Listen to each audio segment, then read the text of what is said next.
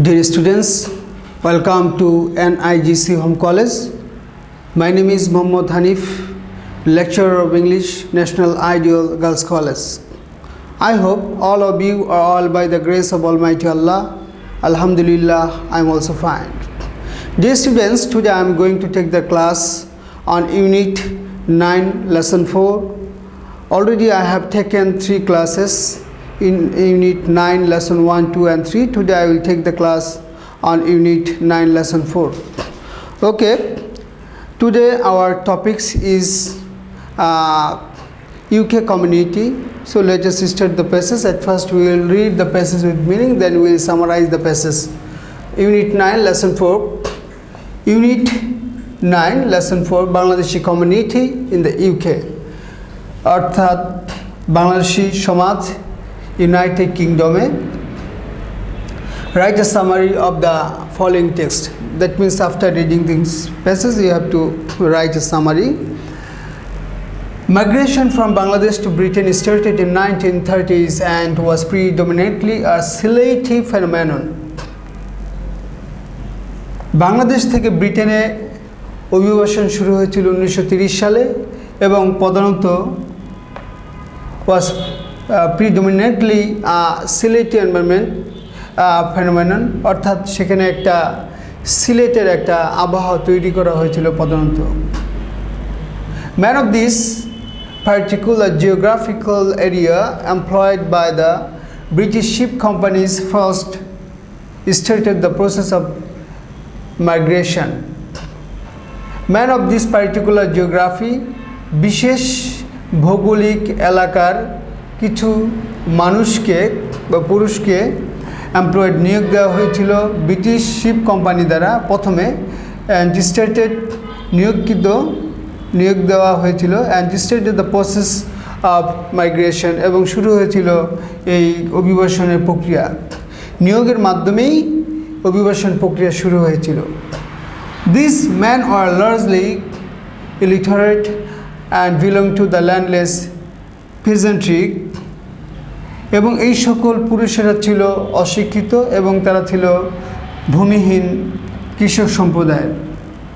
After the World War II, দ্বিতীয় বিশ্বযুদ্ধের পরে, ডিউ টু লেবার শর্টেজ, দ্বিতীয় বিশ্বযুদ্ধের পরে শ্রমিকের স্বল্পতার কারণে British government encouraged labour migration, এবং ব্রিটিশ সরকার অনুপ্রাণিত করেছিল শ্রমিক অভিবাসনের ফ্রম ইটস ফর্মার কলোনিস, এটির প্রাক্তন উপনিবেশ থেকে।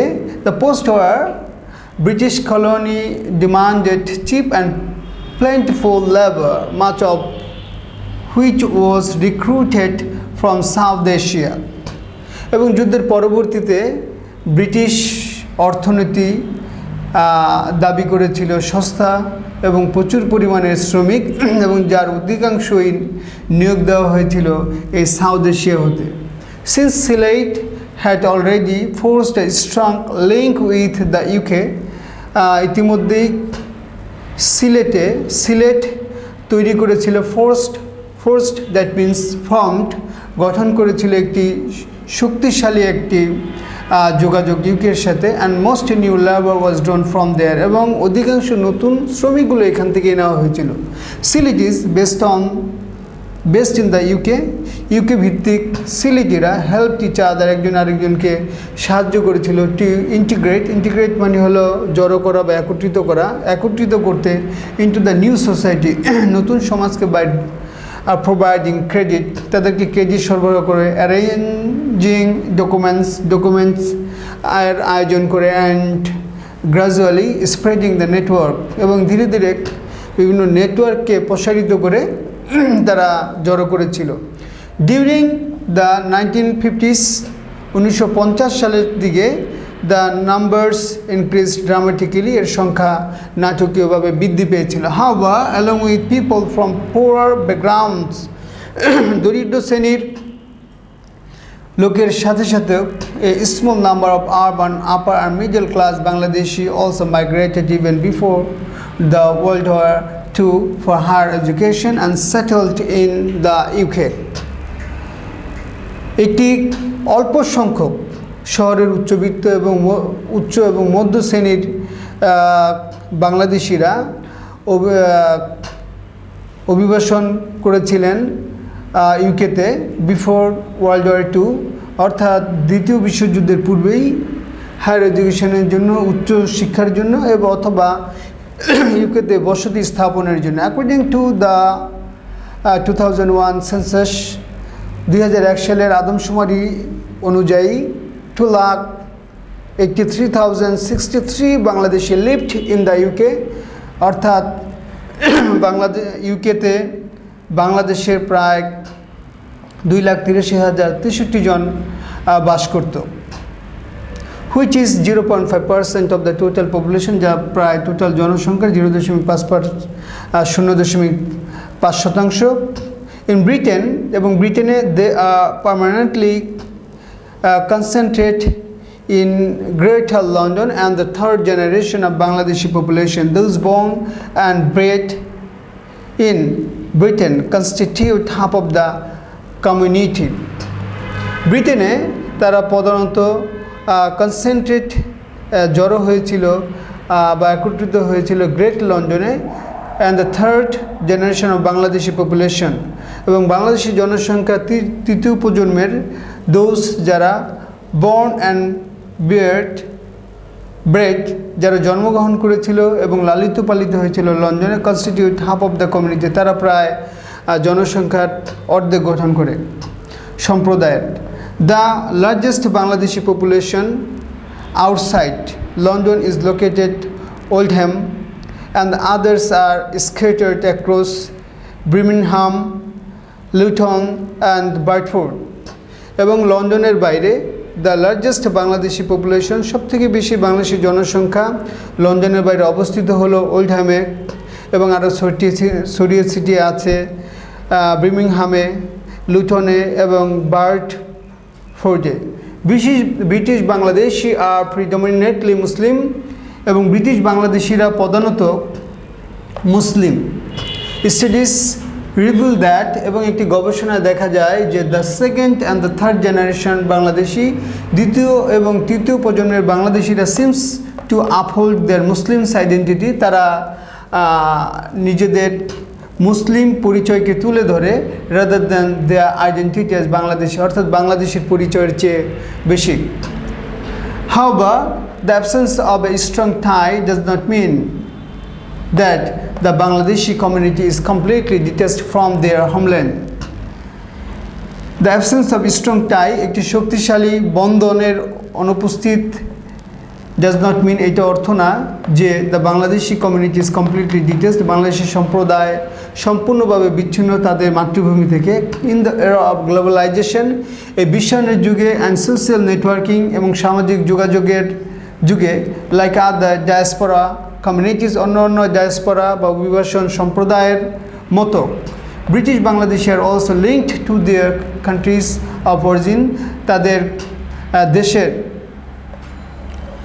মানুষের সাথে যোগাযোগ করতে পারে by phone, email, internet and television. By the virtue of technological advancement, প্রযুক্তির উন্নয়নের প্রভাবে, কমিউনিকেশন অফ নিউজ, এবং সংবাদের যোগাযোগের প্রভাব ইজ র্যাপিড অ্যান্ড সাস্টেইনড, খুবই দ্রুত এবং টেকসই, হুইচ গিভস মাইগ্রেন্ট কমিউনিটিস, যা এই অভিবাসন সম্প্রদায়কে দেয় a sense of belonging the multiply homes, অর্থাৎ তাদের মধ্যে একটা বহু বাড়ির একটা ইন্দ্রিয় তৈরি করে। দ্যাট মিনস তারা লন্ডনে বসবাস করলেও তারা উপলব্ধি করতে পারে যে তাদের বাংলাদেশে একটি আবাসস্থল আছে। In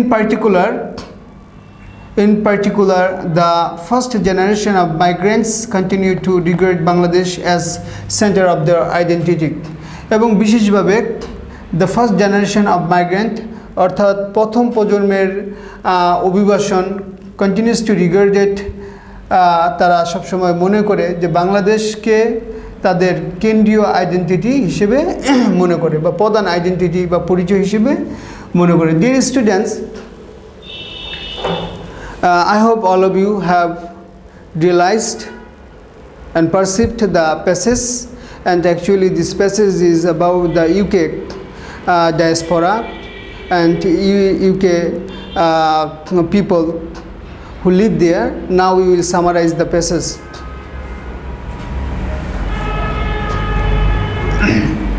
Summary: as per the 2001 census, 2,83,063 Bangladeshi living in Britain constitute 0.5% of the total population. 2001 সালের আদমশুমারি অনুসারে 2,43,063 জন বাংলাদেশি ব্রিটেনে বাস করে, যা প্রায় মোট জনসংখ্যার 0.5%। The majority of them live in Greater London, তাদের অধিকাংশ বাস করে গ্রেটার লন্ডনে এবং লন্ডনের বাইরে outside London. The greatest population live in Oldham, the others are scattered in Birmingham, Luton and Bedford.